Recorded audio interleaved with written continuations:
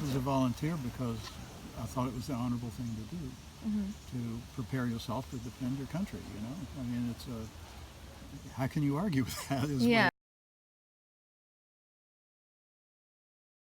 what we do. And we do it to keep as many of our friends safe as we can, and ourselves, too. That's really more of a, when you're really in the thick of it, that's really what you're fighting for, is to survive and help your friends to survive for another day. It's more important than killing the enemy, which I never took much joy in. I didn't have anything personally against these people. Leigh Swan I would have strangled in an instant, but the rest of them, no, they were victims too.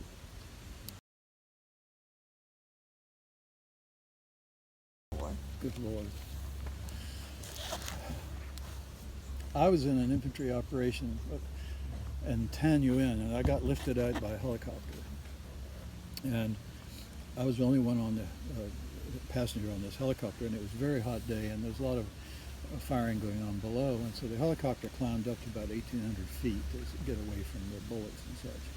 And it was very hot, so I was sitting in a helicopter. It was a helicopter exactly like that one, and I was right by the machine gunner, and I was my legs hanging out.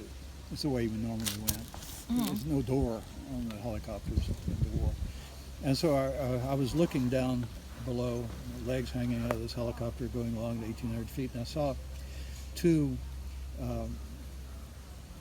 Canberras, which are F-57s,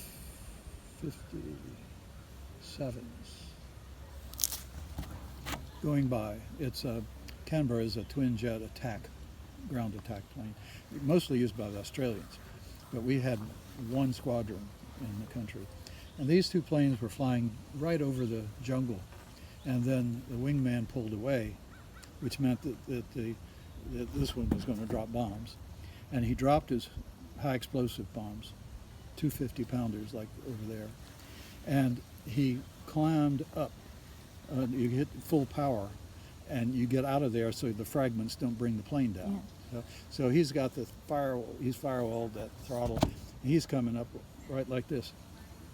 And the Canberra's got a pilot in the back, is a tandem seating, and the navigator bombardier in the front. So there's two people in a very narrow fuselage like this. And as it comes up, what we call the aspect ratio isn't changing. He's right there. We're not going in front of his trajectory, we're not falling behind his trajectory, so he's coming straight at us.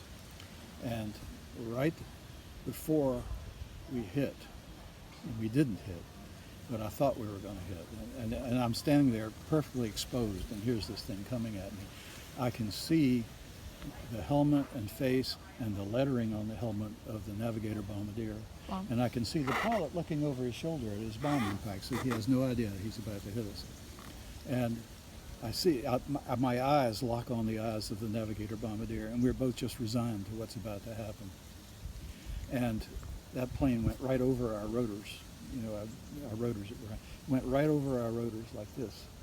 The impact of that with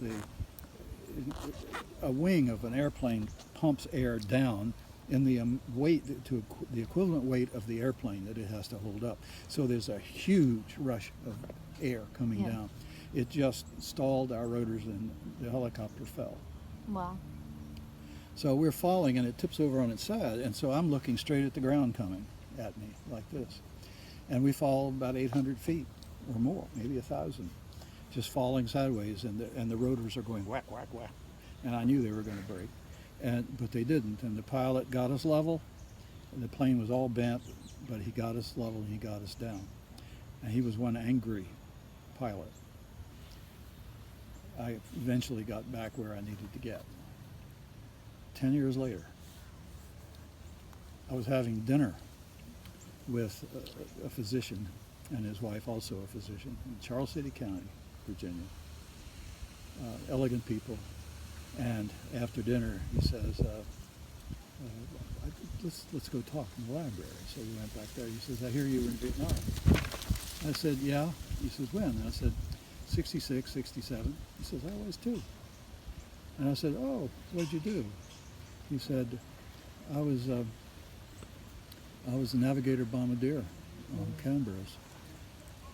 And I looked at him and I said, May 30th, 1967. And he looked at me and he said, those were your eyes. That's crazy. And that still makes hair stand up on my arm. So I'd say that's memorable.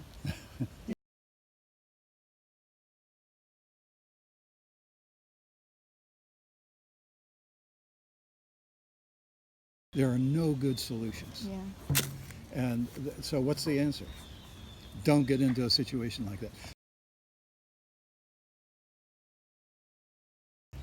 And from my point of view, and I did write a book about this, it was done because our politicians, specifically President Johnson, didn't perceive the change in the population's attitude toward the war and committed himself completely to it and had been elected time and time again to whatever office he was running for on an anti-communist stand. The country was scared to death of communism in those days.